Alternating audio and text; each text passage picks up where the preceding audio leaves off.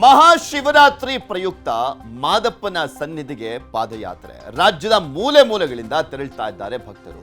ಮಲೆ ಮಹದೇಶ್ವರ ಬೆಟ್ಟದಲ್ಲಿ ಚಿರತೆ ದಾಳಿಯ ಆತಂಕ ಮನೆ ಮಾಡಿದೆ. ಮಹಾಶಿವರಾತ್ರಿ ಲಕ್ಷಾಂತರ ಜನರು ಮಾದಪ್ಪನ ಸನ್ನಿಧಿಗೆ ಹೋಗ್ತಾರೆ, ಮಾದಪ್ಪನ ದರ್ಶನವನ್ನು ಪಡ್ಕೊಳ್ಳಕ್ಕೆ ಹೋಗ್ತಾರೆ. ರಾಜ್ಯದ ಮೂಲೆ ಮೂಲೆಗಳಿಂದ ಬರ್ತಾ ಇರುವಂಥದ್ದು ಭಕ್ತರು.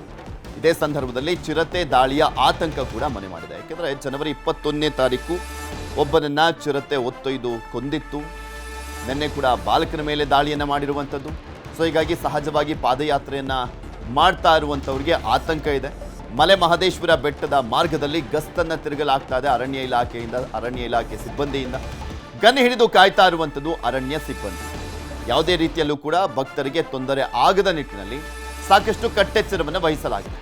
ಬೆಂಗಳೂರು ದಕ್ಷಿಣ ಜಿಲ್ಲೆಯಿಂದ ಅತಿ ಹೆಚ್ಚು ಜನ ಪಾದಯಾತ್ರೆಗೆ ಹೋಗ್ತಾ ಇದ್ದಾರೆ. ಮಂಡ್ಯ ಜಿಲ್ಲೆಯಿಂದ ಹೋಗ್ತಾ ಇದ್ದಾರೆ. ಕಾವೇರಿ ನದಿಯನ್ನು ದಾಟಿ ಸಾಕ್ತಾ ಇರುವಂಥದ್ದು ಭಕ್ತರ ದಂಡು. ನದಿ ದಾಟಿ ಕಲ್ಲು ಮುಳ್ಳಿನ ಹಾದಿಯಲ್ಲಿ ಪಾದಯಾತ್ರೆಯನ್ನ ಮಾಡಲಾಗ್ತದೆ. ಪಾದಯಾತ್ರೆ ಮುಖಾಂತರನೇ ಲಕ್ಷಾಂತರ ಜನ ಹೋಗ್ತಾರೆ. ಸುಮಾರು 5 ಲಕ್ಷಕ್ಕೂ ಹೆಚ್ಚು ಜನ ಪಾದಯಾತ್ರೆ ಮುಖಾಂತರನೇ ಹೋಗ್ತಾರೆ. ಅದರಲ್ಲಿ ಮಹಾಶಿವರಾತ್ರಿಯ ಸಂದರ್ಭದಲ್ಲಂತೂ ದೊಡ್ಡ ಮಟ್ಟದಲ್ಲಿ ಅದ್ಧೂರಿಯಾಗಿ ನಡೆಯುತ್ತೆ ಅಲ್ಲಿ ಶಿವರಾತ್ರಿ. ನೀರಿನ ಹರಿವು ಕಡಿಮೆ ಇರುವಂಥ ಹಿನ್ನೆಲೆಯಲ್ಲಿ ಭಕ್ತರ ಸಂಖ್ಯೆ ಹೆಚ್ಚಳ ಆಗ್ತಾ ಇರುವಂಥದ್ದು. ಅಲ್ಲಿ ನದಿ ದಾಟಿ ಕಲ್ಲು ಮುಳ್ಳಿನ ಹಾದಿಯಲ್ಲಿ ಪಾದಯಾತ್ರೆಯನ್ನು ಮಾಡಲಾಗ್ತದೆ. ಅರಣ್ಯ ಅಗ್ನಿಶಾಮಕ ಸಿಬ್ಬಂದಿ ಸ್ಥಳದಲ್ಲೇ ಮೊಕ್ಕಾಂ ಹೂಡಿದ್ದಾರೆ. ಗುಂಪು ಗುಂಪಾಗಿ ತೆರಳುವಂತೆ ಭಕ್ತರಿಗೆ ಸೂಚನೆಯನ್ನು ಕೂಡ ಕೊಡಲಾಗಿದೆ.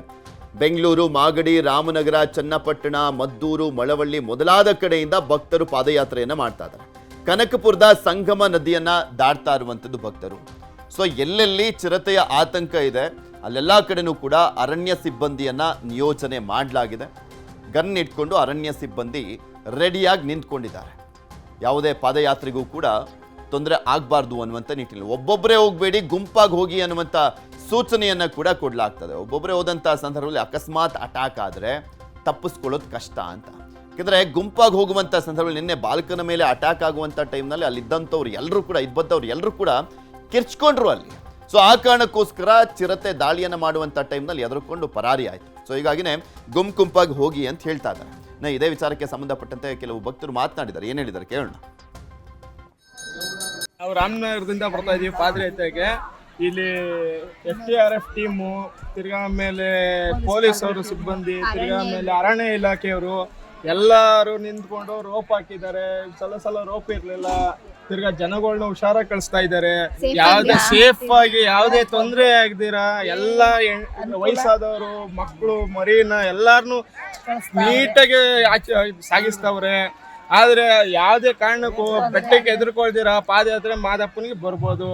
ಉಗೇ ಮಾದಪ್ಪ. SDRF ಟೀಮ್ ಮಾತ್ರ ಸೂಪರ್ ಆಗಿದ್ದಾರೆ. ಪೊಲೀಸ್ ಅವರು ಎಲ್ಲ ಚೆನ್ನಾಗಿ ಈ ವರ್ಷ ಮಾಡ್ತಾ ಇದ್ದಾರೆ. ಸೇಫ್ ಆಗಿ ಮಲೆ ಮಹದೇಶ್ವರ ಬೆಟ್ಟಕ್ಕೆ ಕಳಿಸ್ತವ್ರೆ ಪಾದಯಾತ್ರೆಗೆ. ಉಗೇ ಮಾದಪ್ಪ. ನೀವು 13 ವರ್ಷದಿಂದ ಬರ್ತಾ ಇದ್ವಿ. 13 ವರ್ಷದಿಂದ ಈ ತರ ವ್ಯವಸ್ಥೆ ಫೆಸಿಲಿಟಿ ಏನೂ ಇರಲಿಲ್ಲ. ಪೊಲೀಸ್ ಮತ್ತೆ SDF ಈ ಥರವರು ತುಂಬ ಚೆನ್ನಾಗಿ ಇದು ಮಾಡಿದ್ದಾರೆ. ಅರಣ್ಯ ಇಲಾಖೆಯವರು ತುಂಬ ಹೆಲ್ಪ್ ಮಾಡ್ತಿದ್ದಾರೆ. ಸೊ ತುಂಬ ಖುಷಿಯಾಗಿದೆ. ಅಷ್ಟೇ ಮನ್ನೂರು ತಾಲೂಕಲ್ಲಿ ಈ ವ್ಯವಸ್ಥೆ ಚೆನ್ನಾಗಿ ಮಾಡಿದ್ದಾರೆ. ಟೀಮ್ ವರ್ಕ್ ಚೆನ್ನಾಗಿ ಮಾಡಿದ್ದಾರೆ. ಎಲ್ಲ ಟೀಮ್ ವರ್ಕ್. ಪೊಲೀಸ್ ಇಲಾಖೆಗೆ ಧನ್ಯವಾದ. ಬೇರೆ ಫಸ್ಟ್ ವರ್ಷ ಬಂದಿರೋದು, ಬಟ್ 2-3 ವರ್ಷದಿಂದ ಅನ್ಕೊಂಡ್ವಿ. ನ್ಯೂಸಲ್ಲಿ ಲಾಸ್ಟ್ ಇಯರ್ 2 ಬ್ಯಾಕ್ ಹಿಂದೆ ನೋಡಿದಾಗೆಲ್ಲ ತುಂಬ ಭಯಂಕರ ಆಯಿತು. ನೋಡೋಕೆ ಕೂಡ ಭಯ ಆಗಿತ್ತು. ಹೆಂಗಪ್ಪ ಹೋಗೋದಂತ ನಮ್ಮ ಮನೇಲಿ ಕೂಡ ಈ ಸಲ ಕೂಡ ಕಳ್ಸೋಕ್ಕಿಂತ ಮುಂಚೆ. ಬಟ್ ನೋಡಿದಾಗ ತುಂಬ ಚೆನ್ನಾಗಿ ಫೆಸಿಲಿಟಿ ಎಲ್ಲ ತುಂಬ ಚೆನ್ನಾಗಿದ್ದಾರೆ. ಪೊಲೀಸ್ ಇಲಾಖೆ ಕಡೆಯಿಂದ ತುಂಬ ಸೌಲಭ್ಯ ಎಲ್ಲ ಇದೆ. ಆರಾಮಾಗಿ ಬಂದು ಹೋಗ್ಬೋದು. ಮತ್ತು 12ಗೆ ಕ್ಲೋಸ್ ಅಂತೆ, ಬಂದು ಆರಾಮಾಗಿ ಯೂಸ್ ಮಾಡ್ಕೊಂಡು ಹೋಗ್ಬೋದು. ಇದ್ರ ಬಗ್ಗೆ ಇನ್ನಷ್ಟು ಮಾಹಿತಿಯನ್ನು ಕೊಡ್ತಾ ಹೋಗ್ತಾರೆ ನಮ್ಮ ಚಾಮರಾಜನಗರದ ಪ್ರತಿನಿಧಿ HM ನಂದೀಶ ದೂರವಾಣಿ ಸಂಪರ್ಕದಲ್ಲಿ ಜಾಯ್ನ್ ಆಗಿದ್ದಾರೆ. ನಂದೀಶ, ಮಹಾಶಿವರಾತ್ರಿ ಹಬ್ಬ ಬೇರೆ ಇರುವಂಥ ಸಂದರ್ಭದಲ್ಲಿ ಲಕ್ಷಾಂತರ ಭಕ್ತರು ದೇವರ ದರ್ಶನ ಪಡ್ಕೊಳ್ಳೋಕೆ ಹೋಗ್ತಾ ಇದ್ದಾರೆ. ಅದರಲ್ಲೂ ಪಾದಯಾತ್ರೆ ಮುಖಾಂತರ ಲಕ್ಷಾಂತರ ಜನ ಹೋಗ್ತಾರೆ. ಈ ಬಾರಿ ಯಾವ ರೀತಿಯ ಭದ್ರತೆಯನ್ನು ಹೆಚ್ಚು ಮಾಡಲಾಗಿದೆ? ಚಿರತೆ ದಾಳಿ ಆತಂಕ ಬೇರೆ ಇರುವಂಥ ಹಿನ್ನೆಲೆಯಲ್ಲಿ, ದಾಳಿ ಕೂಡ ಆಗಿರುವಂಥ ಹಿನ್ನೆಲೆಯಲ್ಲಿ ಪೃಥ್ವಿ ಲಕ್ಷಾಂತರ ಭಕ್ತರು ಏನು ಮಹದೇಶ್ವರ ಬೆಟ್ಟದಲ್ಲಿ ಶಿವರಾತ್ರಿ ಜಾಗರಣೆಗೆ ಬರ್ತಾ ಇದ್ದಾರೆ. ಇಲ್ಲಿ ಶಿವರಾತ್ರಿಯನ್ನ ಆಚರಣೆ ಮಾಡಿ ಮಹದಪ್ಪನ ದರ್ಶನ ಮಾಡಿದ್ರೆ ಪುಣ್ಯ ಪ್ರಾಪ್ತಿ ಆಗುತ್ತೆ ಅನ್ನೋ ನಂಬಿಕೆ ಇರೋದ್ರಿಂದ ರಾಜ್ಯದ ಬೇರೆ ಬೇರೆ ಕಡೆಯಿಂದ ಲಕ್ಷಾಂತರ ಮಂದಿ ಬರ್ತಾರೆ. ಅದರಲ್ಲೂ ಬೆಂಗಳೂರು, ರಾಮನಗರ, ಚನ್ನಪಟ್ಟಣ, ಮಾಗಡಿ, ಮದ್ದೂರು ಈ ಕಡೆಯಿಂದ ಪಾದಯಾತ್ರೆ ಮುಖಾಂತರ ಸಹಸ್ರಾರು ಭಕ್ತರು ನದಿ ದಾಟಿ ಬರ್ತಾರೆ. ಏನು ಚಾಮರಾಜನಗರ ಜಿಲ್ಲೆ ಮತ್ತು ಬೆಂಗಳೂರು ದಕ್ಷಿಣ ಜಿಲ್ಲೆ ಇದೆ. ಅದರ ನಡುವೆ ಒಂದು ಕಾವೇರಿ ನದಿ ಹರಿಯುತ್ತೆ. ಆ ನದಿ ಮುಖಾಂತರ ಕನಕಪುರ ತಾಲೂಕು ಸಂಗಮದಿಂದ ನದಿ ದಾಟಿ ಬರ್ತಾ ಇದ್ದಾರೆ. ಈ ನದಿ ದಾಟಿ ಬರ್ತಕ್ಕಂಥ ಭಕ್ತರಿಗೆ ಒಂದು ರೋಪನ್ನ ಅಂದ್ರೆ ಹಗ್ಗವನ್ನ ಇಟ್ಟು ಅಲ್ಲಿ ಅಗ್ನಿಶಾಮಕ ದಳ ಮತ್ತು ಪೊಲೀಸ್ ಸಿಬ್ಬಂದಿ ಮತ್ತು ಅರಣ್ಯ ಸಿಬ್ಬಂದಿ ಅವನ ಭಕ್ತರನ್ನ ಸುರಕ್ಷಿತವಾಗಿ ನದಿ ದಾಟಿಸ್ತಾ ಇದ್ದಾರೆ. ಜೊತೆಗೆ ಈ ಒಂದು ಏನು ತೀರ್ಥ ದಾಳಿ ನಡೆದಿತ್ತು ಕಳೆದ 22 ದಿನ ಹಿಂದೆ ಒಂದು ಯುವಕನನ್ನ ಬಲಿ ಪಡೆದಿತ್ತು ಮತ್ತು ನಿನ್ನೆ ಸಹ ಒಂದು ಬಾಲಕನ ಮೇಲೆ ತೀರ್ಥ ದಾಳಿ ನಡೆಯಿತು. ಆ ಹಿನ್ನೆಲೆಯಲ್ಲಿ ಹಲವಾರು ಸುರಕ್ಷತಾ ಕ್ರಮಗಳನ್ನ ಚಾಮರಾಜನಗರ ಜಿಲ್ಲಾಡಳಿತ ಕ್ರಮ ಕೈಗೊಂಡಿದೆ. ಏನು ಈ ಒಂದು ಬೆಳಿಗ್ಗೆ 7ರಿಂದ ಸಂಜೆ 5ರವರೆಗೆ ಮಾತ್ರ ಪಾದಯಾತ್ರೆಗೆ ಅವಕಾಶ ಕೊಟ್ಟಿದೆ. ರಾತ್ರಿ ವೇಳೆ ಅಥವಾ ಬೆಳಗಿನ ಯಾವ ವೇಳೆ ಹೊರಬಾರ್ದು. ಯಾಕಂದ್ರೆ ಆ ಟೈಮಲ್ಲಿ ವನ್ಯಪ್ರಾಣಿಗಳ ಒಂದು ಸಂಚಾರ ಜಾಸ್ತಿ ಇರುತ್ತೆ. ಹಾಗಾಗಿ ವನ್ಯಪ್ರಾಣಿಗಳು ದಾಳಿ ಮಾಡುವ ಸಾಧ್ಯತೆ ಇರುತ್ತೆ. ಹಾಗಾಗಿ ಬೆಳಿಗ್ಗೆ 7ರಿಂದ ಸಂಜೆ 5ರವರೆಗೆ ಮಾತ್ರ ಪಾದಯಾತ್ರೆ ಮಾಡಬೇಕು ಅಥವಾ ಗುಂಪಾಗಿ ಒಬ್ಬೊಬ್ಬರೇ ಹೋಗಬಾರ್ದು, ಗುಂಪಾಗಿ ಹೋಗ್ಬೇಕು ಅಂತ ಒಂದು ಜಾಗೃತಿಯನ್ನು ಮೂಡಿಸಲಾಗುತ್ತದೆ. ಜೊತೆಗೆ ಕಾಲ್ನಡಿಗೆಯಲ್ಲಿ ಹೋಗುವಂತಹ ಭಕ್ತರು ಅರಣ್ಯದಲ್ಲಿ ಬಹಿರ್ದೆಸೆಗೆ ಅಥವಾ ಮೂತ್ರ ದೆಸೆಗೆ ಒಬ್ಬೊಬ್ಬರೇ ಹೋಗಬಾರ್ದು. ಯಾಕಂದ್ರೆ ಆ ಸಂದರ್ಭದಲ್ಲಿ ಎಲ್ಲೋ ಪೊದೆಯಲ್ಲಿ ಇರ್ತಕ್ಕಂಥ ವನ್ಯಪ್ರಾಣಿಗಳು ದಾಳಿ ಮಾಡೋ ಸಾಧ್ಯತೆಗಳಿರುತ್ತೆ. ಹಾಗಾಗಿ ಯಾವುದೇ ಕಾರಣಕ್ಕೂ ಬಹಿರ್ದೆಸೆಗೆ ಮತ್ತು ಮೂತ್ರ ವಿಸರ್ಜನೆಗೆ ಒಬ್ಬರೇ ಹೋಗಬಾರ್ದು ಅಂತ ಒಂದು ಸೂಚನೆಯನ್ನು ಕೊಡಲಾಗ್ತದೆ. ಜೊತೆಗೆ ಒಂದು 4 ಸಿಬ್ಬಂದಿಗಳ ತಂಡಗಳನ್ನ ರಚಿಸಲಾಗಿದೆ. ಒಂದು ಪ್ರಾಧಿಕಾರ ಇರ್ಬೋದು ಮತ್ತು ಅರಣ್ಯ ಮತ್ತು ಪೊಲೀಸ್ ಇಲಾಖೆ ಇವುಗಳು ಸೇರಿದಂತೆ 4 ಸಿಬ್ಬಂದಿಗಳ ತಂಡಗಳನ್ನ ರಚನೆ ಮಾಡಿ ಪ್ರತಿ 1 ಕಿಲೋಮೀಟರ್ಗೆ ಒಂದೊಂದು ತಂಡವನ್ನ ನಿಯೋಜನೆ ಮಾಡಲಾಗಿದೆ. ಶಸ್ತ್ರಸಜ್ಜಿತರಾಗಿ ಅವರು ಕಾಯ್ತಾ ಇದ್ದಾರೆ. ಜೊತೆಗೆ ಗಸ್ತನ್ನ ಜಾಸ್ತಿ ಮಾಡಲಾಗಿದೆ. ಮಲೆಮಹದೇಶ್ವರ ಮಠ ಮತ್ತು ತಾಳುಬೆಟ್ಟದ ನಡುವೆ ಒಂದು ರಸ್ತೆ ಸಂಚಾರ ರಸ್ತೆ ಮಾರ್ಗ ಮತ್ತು ಪಾದಯಾತ್ರೆ ಮಾರ್ಗ ಇದರಲ್ಲಿ ಒಂದು ಗಸ್ತನ್ನ ಜಾಸ್ತಿ ಮಾಡಲಾಗಿದೆ ಮತ್ತು ಡ್ರೋನ್ ಕ್ಯಾಮೆರಾ ಮುಖಾಂತರ ಒಂದು ವನ್ಯ ಪ್ರಾಣಿಗಳ ಚಲನಗಳ ಮೇಲೆ ಒಂದು ನಿಗಾವನ್ನು ವಹಿಸಲಾಗಿದೆ. ಮತ್ತು ಜೊತೆಗೆ ಏನು ಮಹದೇಶ್ವರ ಬೆಟ್ಟದಲ್ಲಿ ವಾಹನ ದಟ್ಟಣೆ ಹೆಚ್ಚಾಗೋದ್ರಿಂದ ಲಕ್ಷಾಂತರ ಮಂದಿ ಭಕ್ತ ಜಾಸ್ತಿ ಆಗಿರೋದ್ರಿಂದ ಫೆಬ್ರವರಿ 13ರಿಂದ ಅಂದ್ರೆ ನಾಳಿದ್ರಿಂದ 18ರವರೆಗೆ ಅಲ್ಲಿ ದ್ವಿಚಕ್ರ ವಾಹನ ಮತ್ತು ತ್ರಿಚಕ್ರ ವಾಹನಗಳ ಸಂಚಾರವನ್ನು ಸಹ ನಿಷೇಧಿಸಿ ಈಗಾಗಲೇ ಜಿಲ್ಲಾಡಳಿತ ಆದೇಶ ಕೊಟ್ಟಿದೆ. ಏನಾದ್ರೂ ಭಕ್ತರ ಸಂಖ್ಯೆ ಕಡಿಮೆ ಆಗಿದೆಯಾ ನಂದೀಶ್ ಇಲ್ಲಿ? ಯಾಕಂದ್ರೆ ಆತಂಕ ಇದ್ದಂತ ಹಿನ್ನೆಲೆ ಒಂದು ಸಾವಾಯ್ತು, ಮತ್ತೊಂದು ಮೇಲೆ ಅಟ್ಯಾಕ್ ಆಯ್ತು ಬಾಲಕನ ಮೇಲೆ.